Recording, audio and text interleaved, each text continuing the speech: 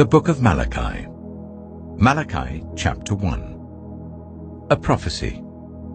The word of the Lord to Israel through Malachi. I have loved you, says the Lord. But you ask, how have you loved us? Was not Esau Jacob's brother, declares the Lord. Yet I have loved Jacob, but Esau I have hated, and I have turned his hill country into a wasteland and left his inheritance to the desert jackals. Edom may say, though we have been crushed, we will rebuild the ruins. But this is what the Lord Almighty says, they may build, but I will demolish. They will be called the wicked land, a people always under the wrath of the Lord. You will see it with your own eyes and say, great is the Lord, even beyond the borders of Israel. A son honors his father, and a slave his master. If I am a father, where is the honor due to me? If I am a master, where is the respect due to me? Says the Lord Almighty. It is you priests who show contempt for my name. But you ask, how have we shown contempt for your name? By offering defiled food on my altar. But you ask, how have we defiled you? By saying that the Lord's table is contemptible.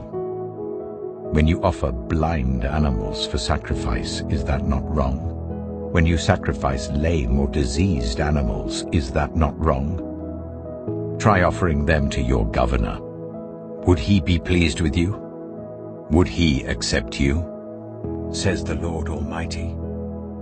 Now plead with God to be gracious to us. With such offerings from your hands will he accept you, says the Lord Almighty. Oh, that one of you would shut the temple doors, so that you would not light useless fires on my altar.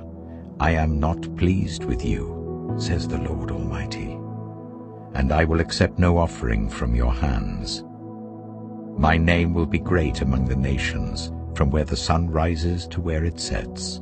In every place incense and pure offerings will be brought to me, because my name will be great among the nations, says the Lord Almighty. But you profane it by saying, the Lord's table is defiled, and its food is contemptible. And you say, what a burden!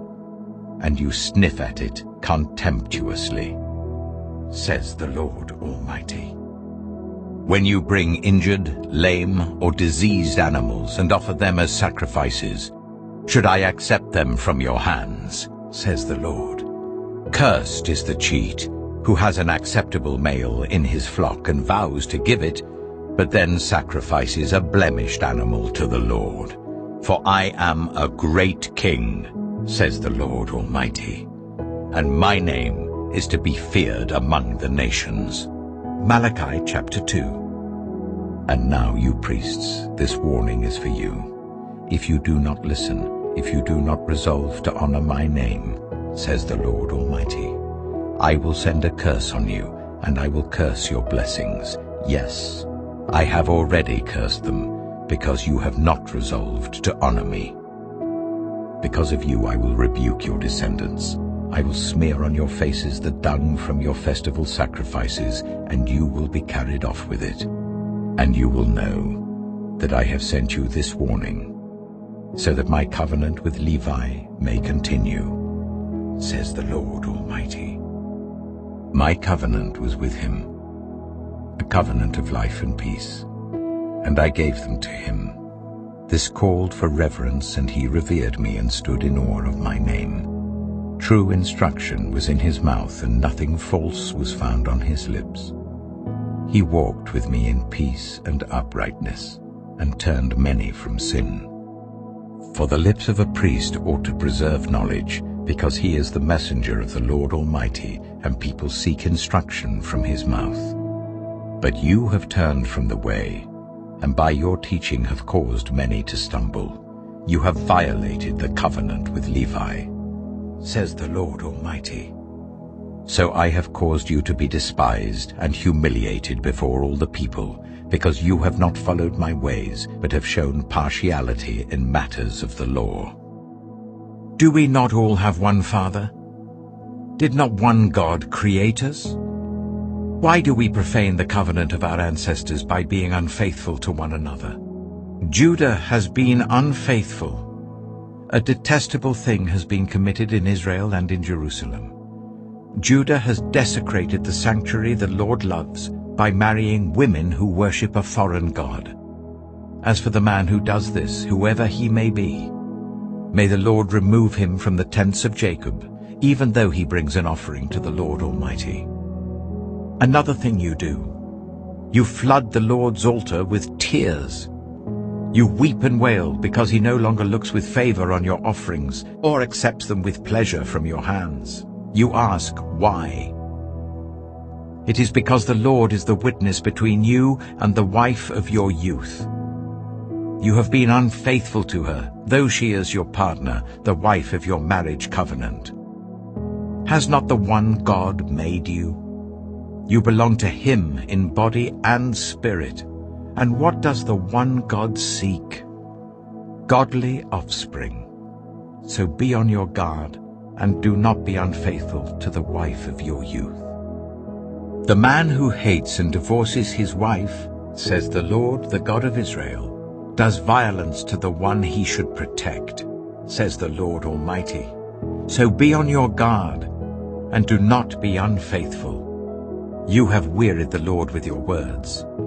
How have we wearied him, you ask?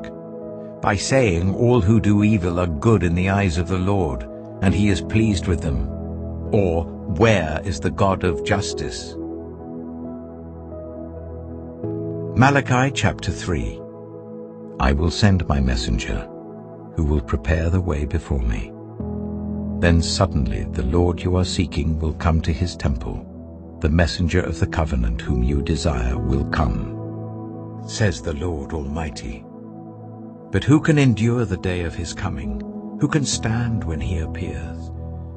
For he will be like a refiner's fire or a launderer's soap. He will sit as a refiner and purifier of silver. He will purify the Levites and refine them like gold and silver. Then the Lord will have men who will bring offerings in righteousness, and the offerings of Judah and Jerusalem will be acceptable to the Lord, as in days gone by, as in former years. So I will come to put you on trial. I will be quick to testify against sorcerers, adulterers, and perjurers, against those who defraud laborers of their wages, who oppress the widows and the fatherless, and deprive the foreigners among you of justice. But do not fear me, says the Lord Almighty. I, the Lord, do not change. So you, the descendants of Jacob, are not destroyed. Ever since the time of your ancestors you have turned away from my decrees and have not kept them. Return to me, and I will return to you, says the Lord Almighty. But you ask, how are we to return? Will a mere mortal rob God? Yet you rob me. But you ask, how are we robbing you? In tithes and offerings. You are under a curse, your whole nation, because you are robbing me. Bring the whole tithe into the storehouse, that there may be food in my house. Test me in this, says the Lord Almighty, and see if I will not throw open the floodgates of heaven and pour out so much blessing that there will not be room enough to store it. I will prevent pests from devouring your crops, and the vines in your fields will not drop their fruit before it is ripe, says the Lord Almighty. Then all the nations will call you blessed, for yours will be a delightful land, says the Lord Almighty. You have spoken arrogantly against me, says the Lord. Yet you ask, what have we said against you? You have said, it is futile to serve God. What do we gain by carrying out his requirements and going about like mourners before the Lord Almighty? But now we call the arrogant blessed. Certainly evildoers prosper, and even when they put God to the test, they get away with it. Then those who feared the Lord talked with each other, and the Lord listened and heard. A scroll of remembrance was written in his presence concerning those who feared the Lord and honored his name. On the day when I act, says the Lord Almighty, they will be my treasured possession. I will spare them just as a father has compassion and spares his son who serves him. And you will again see the distinction between the righteous and the wicked, between those who serve God and those who do not. Malachi chapter 4. Surely the day is coming. It will burn like a furnace. All the arrogant and every evildoer will be stubble, and that day that is coming will set them on fire, says the Lord Almighty. Not a root or a branch will be left to them. But for you who revere my name, the Son of Righteousness will rise with healing in its rays, and you will go out and frolic like well-fed calves. Then you will trample on the wicked. They will be ashes under the soles of your feet on the day when I act, says the Lord Almighty. Remember the law of my servant Moses, the decrees and laws I gave him at Horeb for all Israel. See, I will send the prophet Elijah to you before that great and dreadful day of the Lord comes. He will turn the hearts of the parents to their children, and the hearts of the children to their parents. Or else I will come and strike the land with total destruction.